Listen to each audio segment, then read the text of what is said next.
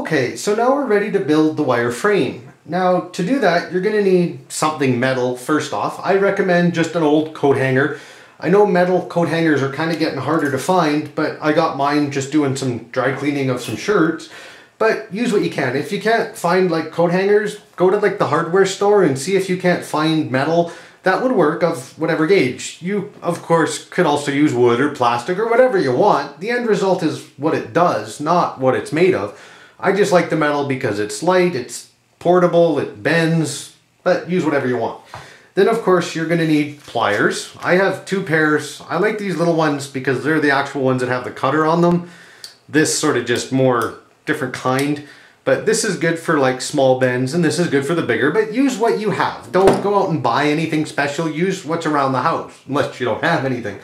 Then you're going to need scissors and some more cardboard. Now with this, I do recommend using something like food product cardboard because it's got the nice natural bend in it.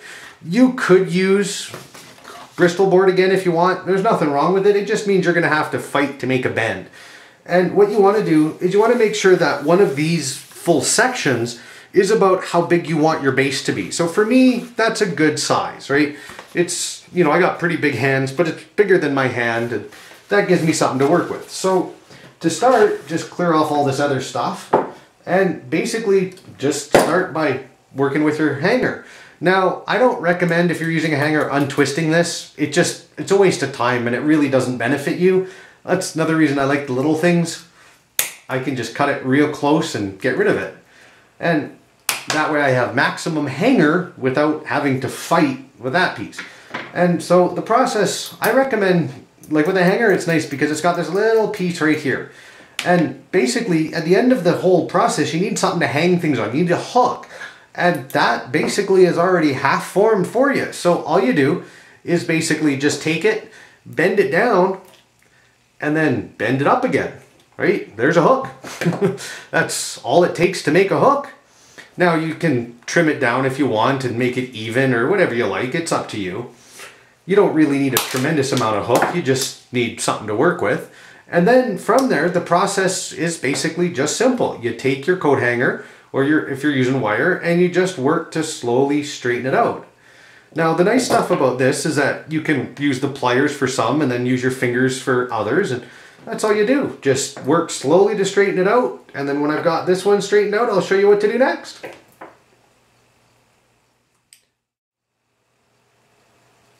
So now that everything is perfectly straight, or close to it, doesn't have to be perfect, you'll notice, I'll try and hold it up a little bit to the camera, that the pliers do sort of chunk a little bit of the paint off of this white one. Don't worry about that. There's nothing you're ever going to do about it. It's the kind of stuff it's made of, so sorry. Just deal with it. Now, to make your arm that everything is going to hang from, I recommend about a hand span out. So from the hook part, go about a hand. Doesn't matter if it's bigger or smaller, it's just an average, right? And then you want to make sure that you're bending 90 degrees along the hook, right? So that everything lines up straight, right? You need this to hang and you need something to hang it on, right? So again, you can flex it with your fingers. Now this part, the neck, you want to make about, say, double that. And what you want to do is you want to start by basically, or maybe even a little longer, maybe 2.5. You want to have enough room that you can hang stuff fairly reasonably. So use your best judgment. That's, yeah, it's about 2.5. I'll go a little bit longer. And what you want to do is you want to bend in the same angle as your arm so that it comes forward, right? So this will give you basically kind of like a C or whatever you want to look at it. Now this is important because this is going to be the start of our base, and when it's sitting down, this is what's going to support the first weight, right? So this piece here being forward just gives it the most support, and as you can see, that's pretty floppy. So we have to do something with it. Now that's where our cardboard comes in. You don't have to worry about it cutting it out. Now what you want to do is put this about halfway on your cardboard where you're going to cut it, and you want to bend.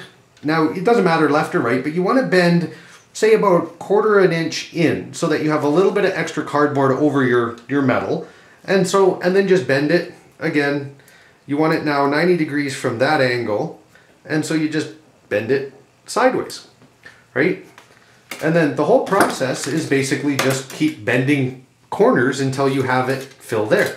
If it goes to the edge, I think I bent mine a little long, not a big deal. It's just nice to have a little extra. But the front is where you want the most anyway, so in my case it's not bad.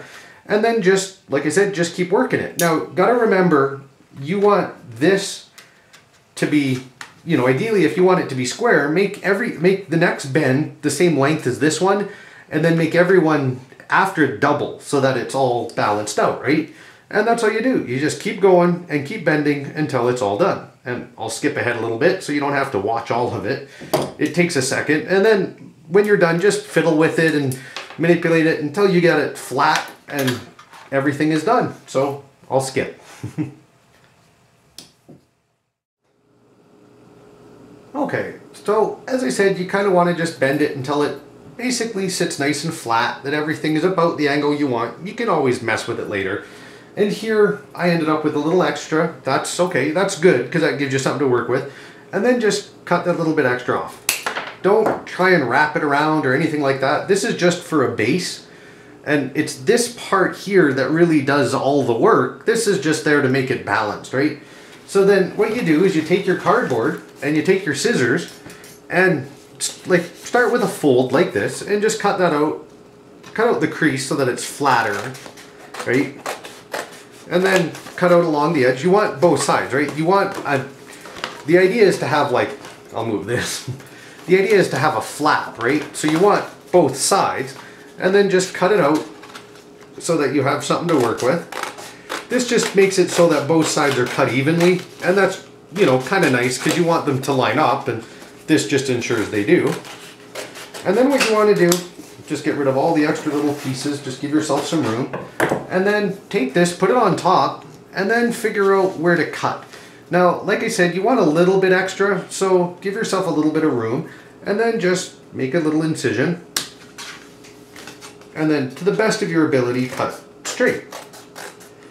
So that'll give us a piece like that. In this case, the flap on the bottom like that, it doesn't matter because you're going to get rid of that, like, big deal. So what you want is you want to take one of the sides. It doesn't really matter which. You can have that up if you like, the little flap. That's okay. You can have it down. I'm going to keep it up. And what you want to do is you want to put this on top again. Because what you need to do, obviously the idea is to slide this underneath. And, well, the only way I could do that would be like that. But I have another option. If I'm going to do that, I still need to kind of cut it to make an option. But what I can also do is I can just cut a slit and let this go all the way through, right? So what I can do is just make, you know, figure out where my lines want to be. And only on the top, whatever you're using is the top, just make a little cut and then make another little one on the other side. You know, because we're going to tape it at the end, it doesn't really matter. And then all you're going to do is just cut it again as straight as you can. And then don't go too far, too fast, right? In this case, the piece fell off because of that. And then just every now and again, put your piece in the middle and decide how far you need to go. You can do it either way. It doesn't really matter. The end result is that it's in. This is just to make the cardboard flat. It's there more for aesthetic reasons than anything else. I might even be able to get away with that at that point.